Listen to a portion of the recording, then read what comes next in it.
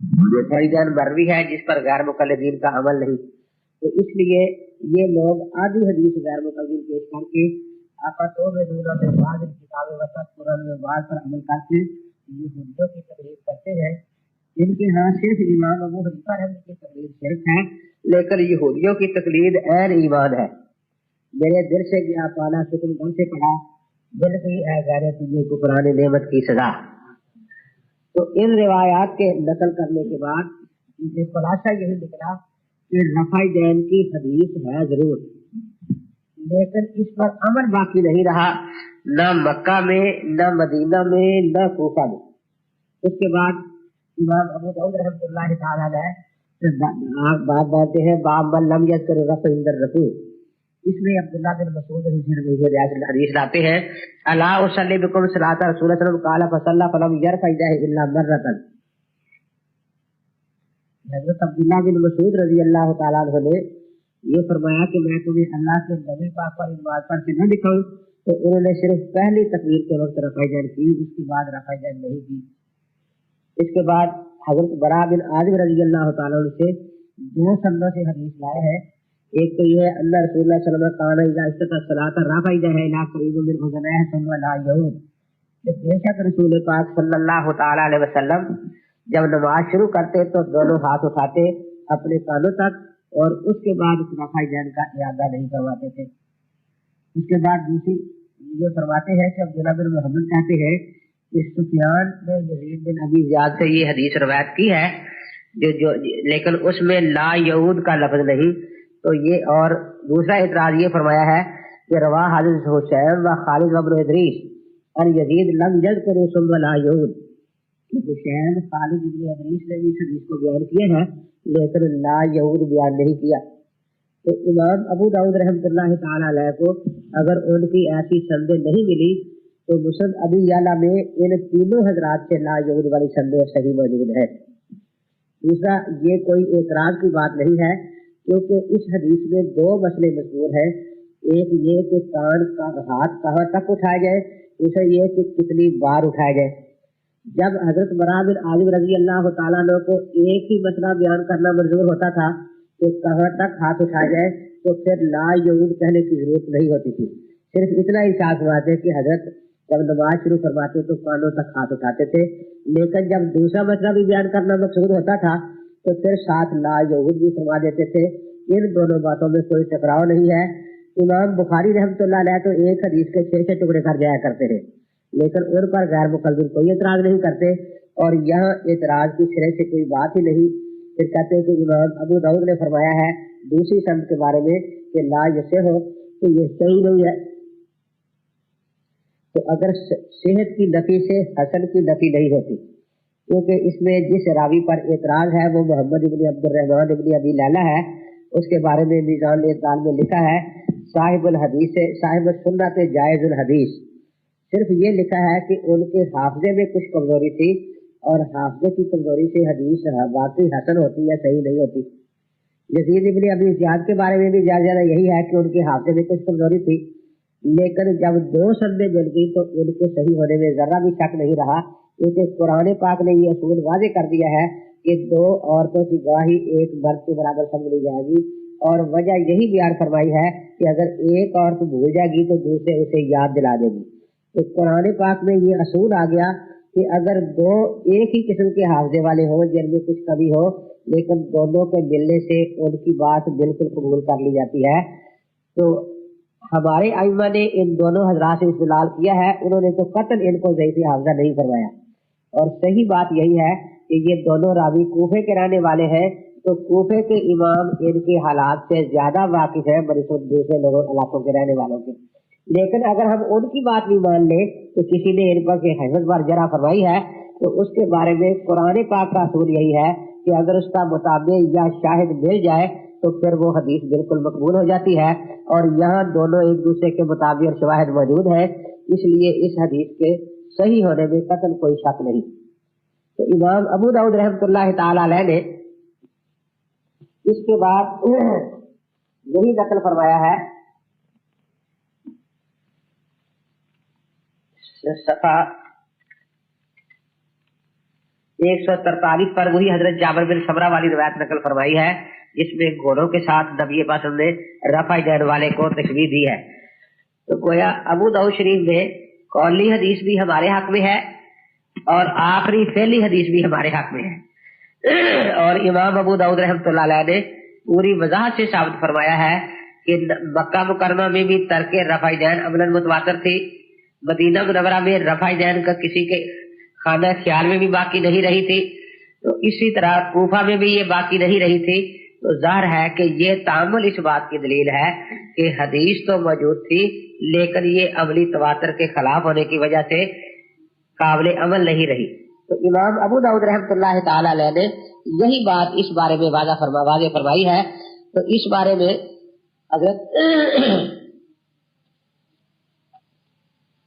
ये इन हजरात की किताबें मैंने आपके सामने रख कर वाज़ेह कर दी है। अब कुछ अपने मजीद दलाइल में अर्ज कर देता हूँ ताकि ये पता चले कि अहनाफ के पास इस बारे में कितने वाज़ेह दलाइल है। सबसे पहले तो उन्होंने हजरत अब्दुल्लाह बिन उमर की हदीस को बहुत ऊंचा समझते हैं। तो हजरत अब्दुल्लाह बिन उमर रजी अल्लाह तआला से दोनों तरह की हदीसें मरवी है, रफा जैन करने की भी और रफा जैन के छोड़ने की भी। अलबत्ता उनका अपना अमल और तमाम अहले मदीना का अमली तवातर जो है वो रफा जैन के तर्क पर रहा। ये इमाम सही अबू अवाना में है, सुफियान बिन उयैना अन ज़ुहरी अन सालिम अन अबी है काला रहत रसूल सल्लल्लाहु अलैहि वसल्लम इज़ा सलात रफा इदैता युहाजिब बा व काला बाज़ हज़वा बन का है व इज़ा अरादा अन यरका व बाद मा यरफा रासुल रकू है ला यरफा हुआ व काला बाज़ वला यरफा बैन सजदतैन वल माना वाहिद। इमाम ज़ुहरी हजरत सालिम से वो अपने वालिद हजरत अब्दुल्लाह बिन उमर रज़ी से रवायत करते हैं। उन्होंने फरमाया कि मैंने रसूलुल्लाह सल्लल्लाहु अलैहि वसल्लम को देखा कि जब आप नमाज शुरू करते तो रफ़ा जैन करते कंधों तक, और जब आप इरादा फरमाते कि रुकू करें रुकू से सर उठा लेने के बाद आप रफ़ा जैन न करते। बाद या रावियों ने कहा कि आप दोनों सजदों के दरमियान भी रफ़ा जैन न करते थे। मतलब सब रावियों की रवायत का एक ही है। तो इससे ये बिल्कुल वाज़ेह तौर पर मालूम हुआ कि हजरत अब्दुल्लाह बिन उमर रज़ी की ये हदीस सुनहरी सनद से है जिसको ज़ुहरी अन मालिक सालिम अन इब्न उमर से इन्होंने रवायत फरमाया है। और हमारे नजदीक इन दोनों अहादीस में कोई हकीकी टकराव नहीं, क्योंकि किसी तरफ भी मुजबा कुलिया नहीं है बल्कि दोनों तरफ कजिया मुमला है। इसलिए ये दो अलग अलग औकात की बातें हैं, संदेह दोनों की एक जैसी है। अब फैसला तामुल करेगा कि तामुल किस पर जारी रहा और किस पर जारी नहीं रहा। तो अमली तवातर हमेशा इसी को नसीब रहा। मुस्लिम हुमैदी में भी इमाम बुखारी के उस्ताद अपनी किताब में जो उन्होंने मक्का मुकर्रमा में बैठकर लिखी है, हदसुल हुमैदी काला हदसना सुफियान काला हदसना ज़ुहरी काला अखबारनी सालम इब्न अब्दुल्लाह अन अबी है काला रहत रसूल सल्लल्लाहु अलैहि वसल्लम सलात रफा इज़ा ज़मन का व इज़ा अरादा यरका बाद मा यरफा रसूल रुकू फला यरफा वला बैन सजदतैन। इसमें भी हजरत अब्दुल्लाह बिन उमर रज़ी अल्लाह तआला ने यही बयान फरमाया है कि रसूल अक़दस सल्लल्लाहु तआला अलैहि वसल्लम पहली रुकू जाते और रुकू से सर उठाते वक्त रफ़ा जैन नहीं फरमाया करते थे। गैर मुक़ल्लिद चूंकि इनकार हदीस में बहुत आगे बढ़ चुके हैं, इसलिए इन्होंने अब ये शोर मचाया है कि मुस्लिम वैदी का एक कलमी नुस्खा मकबा ज़ाहरिया दमिश्क में है, उसमें ये अल्फाज ला यरफ़ुहुमा नहीं है। लेकिन कुनिया शरीफ में जो नुस्खा मौजूद है और मूसा ज़ई शरीफ में और देवबंद में उनका हवाला उन्होंने दिया है मौलाना हबीब आज़मी में, उनमें ये अल्फाज मौजूद है। अगर उन अल्फ में ये अल्फाज न हो तो फिर तो बाकी इसको तहरीफ कहा जाएगा। अगर बिलफर्ज किसी नुस्खे में ये अल्फाज न हो तो इसको इख्तिलाफ नुस्खा कहा जाता है। अब देखना है कि उस नुस्खे में है क्या। अगर तो उसमें यरफ़ाहुमा होता और यहाँ ला यरफ़ाहुमा होता तो फिर तो हम कहते हैं कि नुस्खों में तकाबल है, अगरचे फिर भी मुजबा कुलिया की। उमर रज़ी अल्लाह तआला ने यही बयान फरमाया है कि रसूल अक़दस सल्लल्लाहु तआला अलैहि वसल्लम पहली रुकू जाते और रुकू से सर उठाते वक्त रफ़ा जैन नहीं फरमाया करते थे। गैर मुक़ल्लिद चूंकि इनकार हदीस में बहुत आगे बढ़ चुके हैं, इसलिए इन्होंने अब ये शोर मचाया है कि मुस्लिम वैदी का एक कलमी नुस्खा मकबा ज़ाहरिया दमिश्क में है, उसमें ये अल्फाज ला यरफ़ुहुमा नहीं है। लेकिन कुनिया शरीफ में जो नुस्खा मौजूद है और मूसा ज़ई शरीफ में और देवबंद में उनका हवाला उन्होंने दिया है मौलाना हबीब आज़मी में, उनमें ये अल्फाज मौजूद है। अगर उन अल्फ में ये अल्फाज न हो तो फिर तो बाकी इसको तहरीफ कहा जाएगा। اگر بالفرض کسی نسخے میں یہ الفاظ نہ ہو تو اس کو اختلاف نسخہ کہا جاتا ہے. اب دیکھنا ہے کہ اس نسخے میں ہے کیا. اگر تو اس میں یرفعہما ہوتا اور یہاں لا یرفعہما ہوتا تو پھر تو ہم کہتے ہیں کہ نسخوں میں تقابل ہے. اگرچہ پھر بھی موجبہ کلیہ کسی طرف نہیں تھا, ان کو 2 حدیثیں شمار کر لیا جاتا, لیکن وہاں تو یرفعہما بھی نہیں ہے بلکہ جزا کی جگہ خالی ہے. تو اس لیے یہ ناطق ہے اور وہ نسخہ ساکت ہے. تو جب ایک طرف ناطق ہو اور ایک طرف ساکت ہو تو ناطق کی بات کو قبول کیا جاتا ہے, نہ کہ ساکت کی بات. تو اس لیے اصول بھی یہی ہے کہ زیادت ثقہ مقبول ہوتی ہے. تو اس لیے جس نسخے میں کوئی بات زائد ہوگی تو بخاری شریف کے نسخوں میں 300 روایت تک کا اختلاف پایا جاتا ہے. اب کوئی کہے کہ جو دوسرے نسخوں میں ہے اس کو ہم نہیں مانتے, تو یہ حدیث کا انکار ہے, کیونکہ محدثین کتاب میں اضافہ اور کمی بیشی ہر سال کرتے رہتے تھے. کوئی مزید اچھی حدیث مل گئی سند سے اس کو نقل کر لیا, کسی کو اس سے نکال دیا, تو اسی لیے ان کے نسخوں میں اختلاف ہو جایا کرتا تھا. تو یہ تو حدیث کے تقریباً ہر کتابوں کے نسخوں میں اختلاف ہوتا ہے. 10 رایا نے بحقی کی خلافیات کے حوالہ سے حدیث نقل کی ہے. ان عبداللہ ابن عون الخزاز کراز ان حدثنا مالک ان زہری ان سالم ابن عمر ان نبی صلی اللہ علیہ وسلم یرفع اذا الصلاۃ ثم لا یعود. بے شک نبی اقدس صلی اللہ علیہ وسلم پہلی تکبیر کے رفع جان کرتے تھے, پھر اس کے بعد رفع جان نہیں کرتے تھے. یہ بھی ساری مدنی سند ہے اور مدینہ میں اسی پر متواتر عمل موجود تھا. ابن وہب ان مالک ابن انس ان ابن شہاب ان سالم ان ابی ہے ان رسول اللہ یرفع یده ومن قوی تکبیر للصلاۃ. یہاں انہوں نے خبر مقدم رکھ کے حصر کا معنی پیدا کر دیا ہے کہ رسول پاک صلی اللہ علیہ وسلم پہلی تکبیر کے وقت ہی رفع دین کیا کرتے تھے. تو یہ بھی امام مالک رحمۃ اللہ تعالی علیہ کی روایت ہے اور اس پر مدینہ بھی عمل تھا. تو اس پہلی روایت کے علاوہ حضرت ابن عمر ابن عباس سے قولی روایت بھی موجود ہے.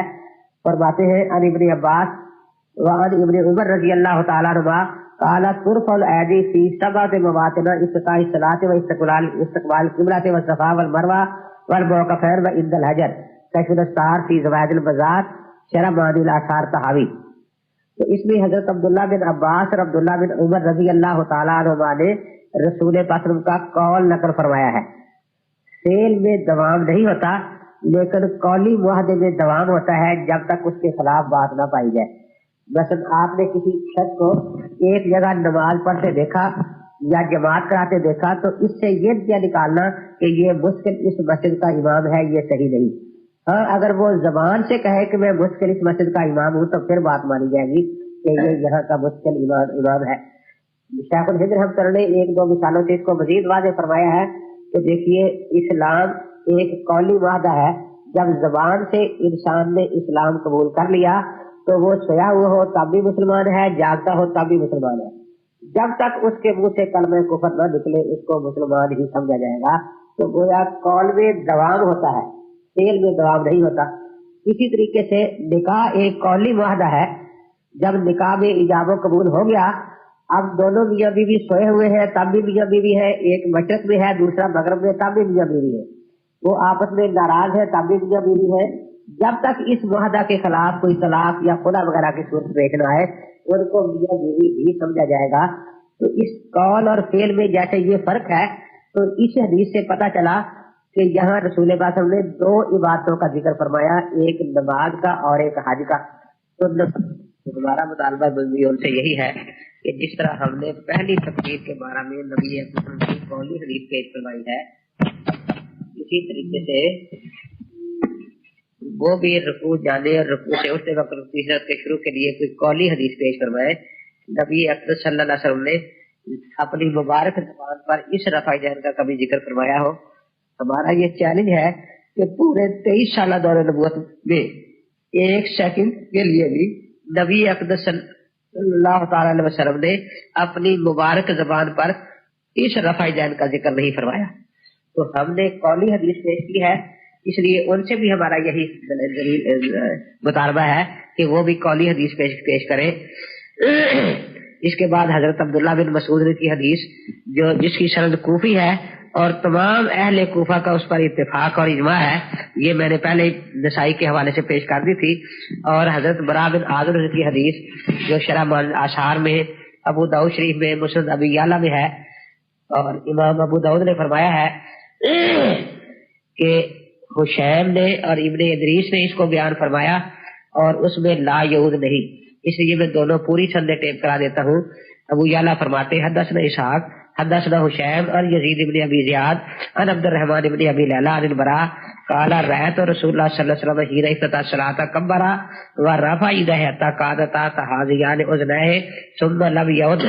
حضرت براء بن عازب سے فرماتے ہیں کہ میں نے رسول اللہ صلی اللہ علیہ وسلم کو دیکھا کہ جب آپ نے نماز شروع کی تو تکبیر تحریمہ کہی اور رفع ید کیا یہاں تک کہ آپ نے اپنے دونوں ہاتھ کانوں کے برابر لے گئے، پھر اس کے بعد دوبارہ رفع ید نہیں کی۔ اس سند میں واضح طور پر حشیم کی روایت میں لم یعود کا لفظ موجود ہے۔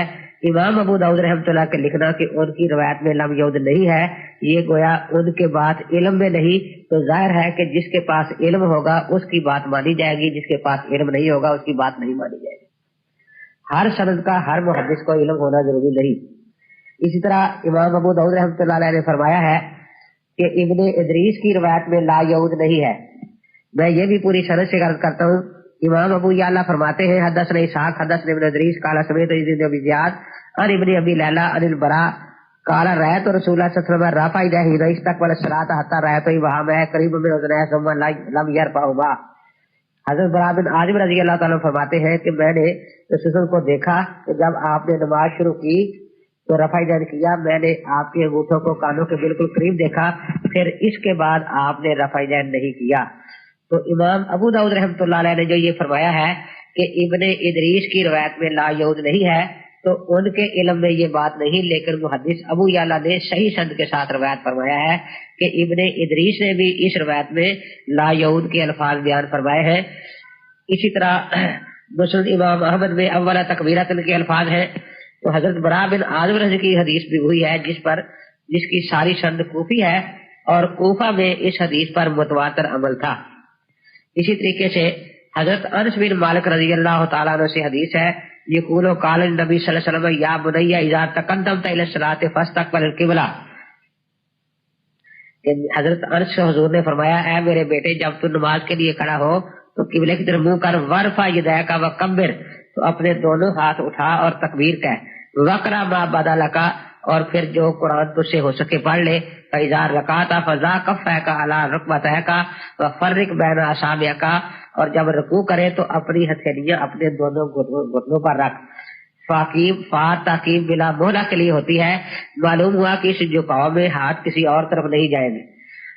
وفرق بین اصابعک وسبح، اور تسبیح بیان کر، فاذا رفعت راسک فکم سلبک حتی یقع کل عضو مکانہ واذا سجدت فامکن جبہتک من الارض وسبح، واذا رفعت راسک فکم وجہک راسک، فاذا قعدت فضع اکبیک تحت الیتک واقم سلبک فانہا من سنتی ومن اتبع سنتی فانہ منی ومن ہوا منی فہو معی فی الجنہ۔ فرمایا کہ یہ نماز کا طریقہ میری سنت ہے، اور جس نے میری سنت پر عمل کیا وہ جنت میں میرے ساتھ ہوگا۔ تو پہلی تکبیر کے ساتھ جو رفع یدین ہے اس کے لیے سنت کا لفظ ہم نے حدیث پاک میں دکھا دیا اور یہ قول رسول صلی اللہ علیہ وسلم سے ثابت کر دیا۔ اسی طرح ہمارا مطالبہ یہ ہے کہ غیر مقلدین میں اگر کوئی جان ہے تو رکوع کی رفع یدین کے لیے سنت کا لفظ کسی حدیث پاک میں دکھا دیں، وہ قیامت تک نہیں دکھا سکیں گے۔ عبد الرحمن شہید نے اشتہار میں جو اس کا جواب دینے کی کوشش کی ہے کہ اس میں ایک راوی کثیر بن عبداللہ ہے اور وہ ضعیف ہے۔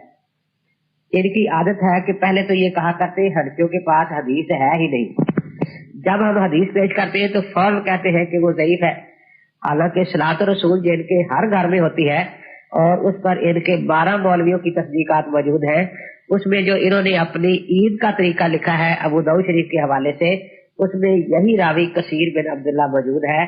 تو عید پڑھتے ہیں اسی راوی کی حدیث کے مطابق، اور جب ہم اس کی حدیث پیش کرتے ہیں تو پھر کہہ دیتے ہیں کہ یہ راوی ضعیف ہے۔ تو ان لوگوں کا یہی حال ہے کہ وہی راوی اپنی روایت میں آ جائے تو اس کو ثقہ مانتے ہیں، اور وہی راوی ہماری روایت میں آ جائے تو اس کو ضعیف کرنا شروع کر دیتے ہیں۔ چنانچہ ایک دفعہ میں بہاولپور اسلامی مشن میں بیٹھا تھا، ایک نوجوان کو اس کا باپ اور چچا لے کر آئے، کہنے لگے کہ یہ کالج میں پڑھتا ہے اور بہت کام کرتا تھا، ایک چلہ بھی اس نے جماعت میں لگایا ہے اور تقریباً 15-16 نوجوانوں کو اس نے نمازی بنایا۔ لیکن اب 2-3 مہینے سے یہ غیر مقلد ہو گیا ہے. اب نہ مرکز میں جاتا ہے نہ کسی کو نماز کا کہتا ہے، بلکہ گھر میں لڑتا ہے، بہنوں بھائیوں کو پیٹتا ہے کہ تمہاری نماز غلط ہے، ماں باپ کو گالیاں دیتا ہے کہ تمہاری نماز غلط ہے، تمہارا دین غلط ہے، آپ اس کو سمجھائے.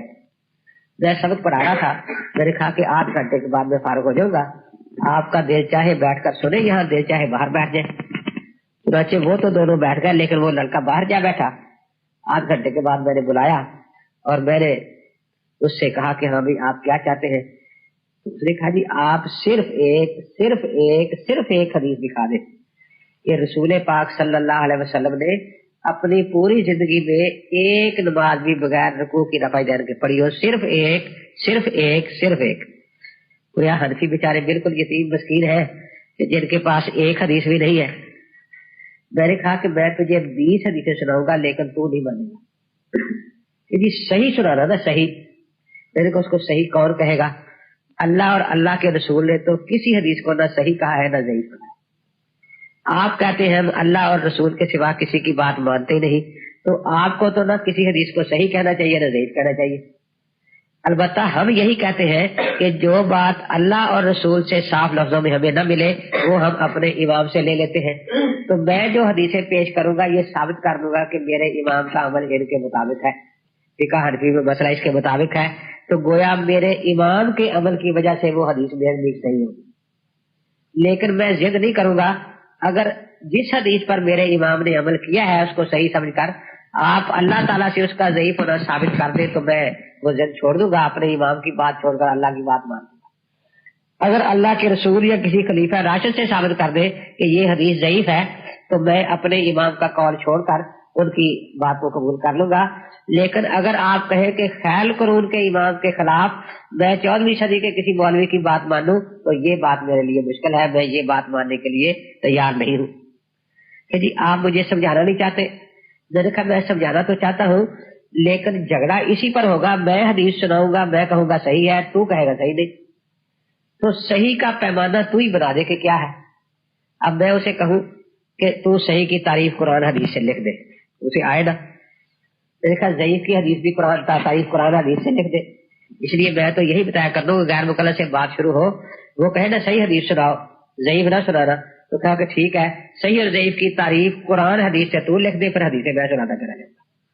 اب نہ اس کو تعریف آئے اور نہ وہ لکھے. اب اس کو بھی تعریف نہیں آ رہی تھی. میں نے کہا اچھا یوں کرو کہ تم کوئی صحیح حدیث مجھے سناؤ رہا بھائی جان، اور کوشش یہ کرو کہ آخری زمانے کی ہو. تو اس نے جو ان کو سکھایا ہوتا ہے، حضرت وائل بن حجر رضی اللہ تعالیٰ والی حدیث سنائی کہ وہ 9 ہجری میں آئے، پھر 10 میں آئے، انہوں نے رفع دین دیکھی، میں نے 10 تک رفع دین ثابت کر دی ہے. اب 11 ہجری میں حضرت 2 ماہ 10 دن دنیا میں رہے، 11 دن آپ اس میں منسوخ ہونا ثابت کر دیں. میں نے پوچھا حدیث صحیح ہے کہ نہیں؟ بالکل صحیح ہے. اب میں نے سوچا سمجھ لیا کہ اس نے حدیث ابو داؤد شریف سے سنائی ہے، تو میں نے بھی ابو داؤد شریف سے ہی حضرت عبداللہ بن مسعود کی حدیث سنا دی کہ حضرت نے پہلی تکبیر کا رفع دین کی، حضور پاک صلی اللہ علیہ وسلم نے اس کے بعد نہیں کی. جب میں نے حدیث سنائی تو وہ پھر کھلا کے ہنسا کہ بس جی اتنی کام تھا، بس. میں نے کہا بس کیوں، کیا ہو گیا، خراب ہو گئی ہے؟ میں نے کہا تھا کہ صحیح حدیث سننا، صحیح کہ جی نہیں. میں نے کہا آخر کیوں صحیح نہیں ہے؟ کہ جی آپ کو پتا تو حنفیوں کو ذرا بھر نہیں ہے، اس میں ایک راوی ہے عاصم بن کلیب اور وہ جھوٹا ہے. پتا تو مجھے بھی تھا کہ اس میں عاصم بن کلیب ہے، لیکن میں نے کہا کہ ذرا اس کا دل بڑھانا چاہیے. میں نے کہا اس شخص بھی عاصم بن کلیب ہے کہ جی ہاں. دیکھ لیتے کتاب سامنے رکھی ہے. میں نے جب کتاب کھولی اسے اٹھ کر آیا اور زور سے انگلی ماری کہ دیکھو یہ عاصم بن کلیب ہے. بہت ہنسا جیسے کوئی نئی بات اس نے مجھے بتا دی ہو کہ دیکھو جی میں نے کہا یہ جھوٹا راوی ہے. بالکل جھوٹا ہے. شاید حسن درجے کا ہو تو بالکل نہیں. میں نے آپ سے صحیح حدیث کا کہا تھا، صحیح کا. میں نے کہا میں نے بھی آپ سے صحیح کہا تھا نا کہ جی میں نے صحیح سنائی ہے. میں نے کہا دیکھیں اس میں یہی عاصم بن کلیب نہ ہو، اس میں کیسے ہو سکتا ہے؟ میں نے کہا دیکھنے میں کیا حرج ہے؟ جب میں نے ابو داؤد میں دکھایا کہ اس میں تو وہی عاصم بن کلیب ہے. اب وہ بڑا پریشان ہوا کہ جی یہ کیا ہوا؟ کچھ بھی نہیں، کیا ہو رہا ہے جی، اب کیا بنے گا؟ میں نے کچھ بھی نہیں. ہمارا مذہب الحمدللہ اتنا قوی ہے کہ میں تمہیں حق دیتا ہوں، تو اس کو جھوٹا مان لے پھر بھی ہمارا مذہب ثابت ہو جائے گا. تو اس کو سچا مان لے پھر بھی ہمارا بدل ثابت ہو جائے گا. پریشانی تو تمہیں ہے نا, میں تو تمہیں حق دیتا ہوں جس طرح کہتا ہوں. وہ کیسے؟ میں نے کہا اگر یہ راوی جھوٹا ہے تو رفع دین کرنے والی حدیث بھی جھوٹی ہے ہوئی اور نہ کرنے والی بھی. تو جب دونوں نہ رہی تو اصل تو نہ کر رہی ہے نا. اور اگر یہ سچا ہے تو اس نے دونوں باتیں بتا دی کہ حضرت نے رفع دین کی تھی, پھر بنا دی کہ چھوڑ دی تھی, ہم نے بھی چھوڑ دی. لیکن یہ نا انصافی کہ یہی راوی 2 ورق پہلے ولی اللہ ہو اور 2 ورق بعد یہی بیچارہ 10 نمبر یا بدماش بن جائے, یہ نا انصافی ہم لوگ ماننے کے لیے تیار نہیں. اور ان کو یہ نا انصافی اسی لیے کرنی پڑتی ہے کہ یہ آخر تک کہتے ہیں نا رفع دین کی. اب آخر تک کہنے کی وجہ سے ان کو ان حدیثوں کو جھوٹا کہنا پڑتا ہے. ہمیں یہ کہنا نہیں پڑتا, ہم کہتے ہیں ایک زمانے میں یہ کام کیا, دوسرے زمانے میں یہ کام کیا, بس. اس لیے ہم حدیثوں میں ٹکراؤ پیدا کرتے ہی نہیں. یہ جھوٹ بول کر پہلے ایک حدیث کا ترجمہ جھوٹا کریں گے, پھر دوسری حدیث کا اس لیے انکار کریں گے کہ اس حدیث کو ماننے سے ان کا جھوٹ ہی غلط ہوتا ہے, اور یہ اپنے جھوٹ پر ڈٹ جائیں گے, اللہ کے نبی کی سچی حدیثوں کو ضعیف کرنا شروع کر دیں گے. تو اس لیے ان کا یہی طریقہ ہے. تو یہی عاصم بن کلیب کی روایتیں اب خود یہ بھی مانتے ہیں. اب عبد الرحمن ابن غنم ان ابا مالک الاشری جمع قومہ, اب یہ مدینہ منورہ میں اشری قبیلہ تھا, تو یہ اپنی قوم کو جمع کر کے نماز سکھاتے ہیں مردوں عورتوں کو. اور نبی صلاۃ النبی صلی اللہ علیہ وسلم بالمدینہ فاجتمعوا جمع النساء وابناء فتوضؤوا. تو اس میں انہوں نے پہلی تکبیر کے وقت رفع دین کی ہے, اس کے بعد کسی جگہ رفع دین نہیں کی, نہ ہی جلسہ استراحت کیا ہے. یہ مسند احمد صفحہ 343 جلد 5 پر روایت موجود ہے. تو اب کسی نے وہاں یہ شور نہیں بچایا کہ یہ نماز غلط ہے. اس طرح حضرت عباد بن عبداللہ بن زبیر, حضرت عبداللہ بن زبیر کے بیٹے ہیں, فرماتے ہیں ان رسول اللہ کان اذا افتتح الصلاۃ رفع یدیہ فی اول الصلاۃ ثم لم يرفعهما فی شیء حتی یفرغ, کہ بے شک رسول اللہ صلی اللہ تعالی علیہ وسلم اذا افتتح الصلاۃ, جب نماز شروع کرتے, رفع یدیہ فی اول الصلاۃ, تو شروع نماز میں رفع دین کرتے, پھر اس کے بعد کسی جگہ بھی رفع دین نہیں کرتے تھے. اس کے بعد یہ جابر بن سمرہ والی گھوڑوں والی روایت ہے, جس کو میں نے پوری تفصیل سے بیان کر دیا ہے. پھر ابن عباس رضی اللہ تعالی سے روایت ہے لا ترفع الايدي الا في 7 مواطن, وہی جو پہلے آئی تھی, اب لا کے لفظ کے ساتھ آئی ہے کہ حضرت پاک صلی اللہ تعالی علیہ وسلم نے منع فرمایا کہ نماز میں تکبیر تحریمہ کے علاوہ کسی جگہ رفع دین نہ کرو, اور حج میں 6 جگہوں کے علاوہ کسی جگہ رفع دین نہ کرو. اب یہ لوگ عوام کو دھوکہ دیتے رہتے ہیں کہ جی دیکھو تم دعائیں مانگتے ہو اس میں رفع دین کرتے ہو, تم استسقاء کی نماز پڑھتے اس میں رفع دین کرتے ہو. ہم کسی جگہ ہی ہاتھ پڑھتے ہیں وہ سب کچھ ٹھیک ہے, لیکن اس حدیث میں صرف 2 عبادتوں کا ذکر ہے, ایک نماز کا اور ایک حج کا. ان میں ہم اسی کے مطابق عمل کرتے ہیں, ہم اس میں کوئی زائد نہیں کرتے. رہا وطر اور عید کا, میں نے پہلے عرض کر دیا ہے کہ یہ 2 نمازیں ایسی ہیں جو دوسری نمازوں سے بالاتفاق مختلف ہیں, اس لیے جب ان میں فارق پایا گیا تو ان نمازوں کو دوسری نمازوں پر قیاس نہیں کیا جا سکتا. تو مقصد یہی ہے کہ حضرت رسول پاک صلی اللہ تعالی علیہ وسلم کا جو آخری عمل ہے وہ یہی رہا. اب یہ عبداللہ بن مسعود فرماتے ہیں قال صلیت من نبی صلی اللہ علیہ وسلم ما ابی بکر و ما عمر رضی اللہ تعالی عنہما فلم يرفعوا ایدیہم الا عند التکبیرۃ الاولی فی افتتاح الصلاۃ قال اسحاق به نافذ فی الصلاۃ كلها, دارقطنی اور بہقی. عبداللہ بن مسعود فرماتے رضی اللہ تعالیٰ عنہ کہ میں نے رسول پاک صلی اللہ علیہ وسلم کے پیچھے بھی نمازیں پڑھی, ان کے وصال کے بعد ابوبکر صدیق کے پیچھے نمازیں پڑھی, ان کے وصال کے بعد حضرت عمر فاروق کے پیچھے نمازیں پڑھی. یہ سب پہلی تکبیر کے وقت رفع دین کرتے تھے, اس کے بعد کسی جگہ رفع دین نہیں کرتے. اس کا راوی محدث اسحاق بن اسرائیل یہ کہتے ہیں نہیں ناخذ فی الصلاۃ کلھا, اب اسی حدیث کا پر عمل کرتے ہیں پوری نماز میں. اب دیکھیے جو اس کا راوی ہے اور محدث ہے اسی زمانے کا, وہ تو اس حدیث پر عمل کر رہا ہے اور اپنا نہیں بلکہ سب کی طرف سے کہہ رہا ہے کہ ہم سب اس پر عمل کرتے ہیں. اب ان کو اس کے خلاف دارقطنی جو اس کے 200 سال بعد ہوا, جس نے ان راویوں کو دیکھا نہ کچھ, وہ شافی تھا, اس نے کہہ دیا کہ یہ اس میں ایک راوی محمد بن جابر ضعیف ہے, اور غیر مقلدین نے اس حدیث کا انکار کر دیا. حالانکہ محمد بن جابر کا یہی شاگرد محدث اسحاق بن ابی اسرائیل کہتا ہے کہ جوانی کے دور میں جب میں اس سے پڑھتا تھا, اس کا حافظہ سفیان ثوری, سفیان بن عیینہ اور شعبہ سے بھی زیادہ قوی تھا. تو ہم یہ بات مانتے ہیں کہ آخری زمانے میں بڑھاپے میں بعض کا حافظہ کمزور ہو جاتا ہے جیسے باقی قوتیں کمزور ہوتی ہیں، لیکن دیکھنا یہ ہے کہ یہ راوی کس عمر میں اس سے حدیث لے رہا ہے۔ یہ راوی خود وضاحت کر رہا ہے کہ جب میں اس کے بڑھاپے حافظہ کمزور ہو جاتا ہے جیسے باقی قوتیں کمزور ہوتی ہیں، لیکن دیکھنا یہ ہے کہ یہ راوی کس عمر میں اس سے حدیث لے رہا ہے۔ یہ راوی خود وضاحت کر رہا ہے کہ جب میں اس کے پاس ہوں تو اس کا حافظہ شعبہ اور سفیان سے بھی زیادہ قوی ہے، اور پھر وہ راوی باقاعدہ کہتا ہے کہ ہم سارے اس حدیث پر عمل کر رہے ہیں۔ اب ان کے اس بات کو چھوڑ کر، کیونکہ آخری زمانے میں ان کا حافظہ کمزور ہو گیا تھا، تو وہ کسی محدث نے لکھ دیا کہ اس کا حافظہ کمزور ہو گیا تھا، اس کو اٹھا کر حدیث کا انکار کرتے پھرتے ہیں۔ تو حدیث کا انکار ان کے لیے بائیں ہاتھ کا کھیل ہے۔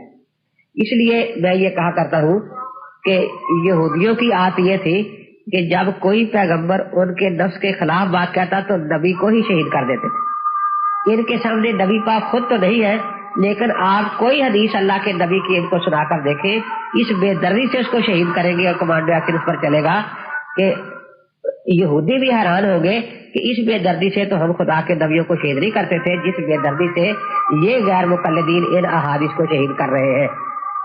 تو اس میں یہ بات بالکل واضح طور پر سامنے آ گئی کہ نبی اقدس صلی اللہ تعالی علیہ وسلم کے بعد حضرت ابو بکر، حضرت عمر بھی رفع یدین نہیں کیا کرتے تھے، اور حضرت عثمان سے بھی قطعاً پہلی تکبیر کے بعد رفع یدین کرنے کو ثابت نہیں کر سکتے۔ حضرت علی کرم اللہ تعالیٰ عنہ سے میں نے عرض کیا کہ وہ اور ان کے سارے اصحاب یہ قطعاً رفع یدین نہیں کرتے تھے پہلی تکبیر کے بعد، تو اس لیے حضرت ابو ہریرہ بھی تکبیر تحریمہ کے وقت رفع یدین کرتے تھے۔ موطا امام مسلم کتاب الحجہ میں ہے، اور اتنی اعلیٰ سند سے ہے، اخبرنا مالک اخبرنی نعیم المجمر و ابو جعفر ان ابا ہریرہ کان یصلی بهم فکبر کلما خفض ورفع قال ابو جعفر القاری وکان یرفع یدیہ حین یکبر ویفتتح الصلاۃ۔ یہ حضرت ابو ہریرہ رضی اللہ تعالیٰ عنہ پہلی تکبیر کے وقت رفع یدین کرتے تھے، اس کے بعد صرف تکبیرات کہا کرتے تھے۔ امام مالک اور ابو ہریرہ کے درمیان ایک ہی کڑی ہے، وہ بھی ڈبل ہے، ایک نعیم المجمر اور دوسرے ابو جعفر القاری۔ تو گویا یہ صدائی سند ہے، اتنی اعلیٰ سند غیر مقلدین قیامت تک پیش نہیں کر سکتے۔ اور اسی کے سند کے ساتھ وہ امام بخاری وغیرہ فرماتے ہیں کہ ابو ہریرہ نے یہی فرمایا کہ یہ وہ نماز ہے حتی فارق الدنیا، جس پر اللہ کے نبی اس دنیا سے الگ ہوئے۔ تو معلوم ہوا کہ حضرت ابو ہریرہ رضی اللہ تعالیٰ عنہ نے بھی یہ بات واضح طور پر ارشاد فرما دی ہے کہ رسول پاک صلی اللہ علیہ وسلم کی آخری نماز یہی تھی کہ صرف پہلی تکبیر کے وقت رفع یدین کی جائے، اس کے بعد کسی جگہ رفع یدین نہ کی جائے۔ حضرت جابر یہ محارب بن دثار کہتے ہیں کہ میں نے ایک دن ابن عمر کو رفع یدین کرتے دیکھا، فقلت له ما هذا، کہ آپ یہ کیا کر رہے ہیں؟ تو اس یہ مسند احمد صفحہ 140 جلد 2 پر روایت موجود ہے۔ اس سے معلوم ہوا کہ محارب بن دثار جو قاضی ہے کوفہ کے، انہوں نے کئی حج کیے، انہوں نے نہ کبھی مکے میں کسی کو رفع یدین کرتے دیکھا، نہ مدینے میں، نہ کوفے میں۔ اب رہا کہ ابن عمر نے پہلے بتایا ہے کہ وہ رفع یدین نہیں کرتے تھے، اگر ایک آدھ مرتبہ کی تو ان پر فوراً اعتراض ہوا۔ یہ عبداللہ بن زبیر، عبداللہ بن عمر، عبداللہ بن عباس حضرت کے زمانے میں اکابر صحابہ میں نہیں تھے، انہوں نے اکثر علم اکابر صحابہ سے حاصل کیا ہے۔ تو ان کی ایک عادت تھی کہ اگر کوئی ایسی حدیث مل جاتی جس پر لوگ عمل نہیں کر رہے تو یہ ایک آدھ مرتبہ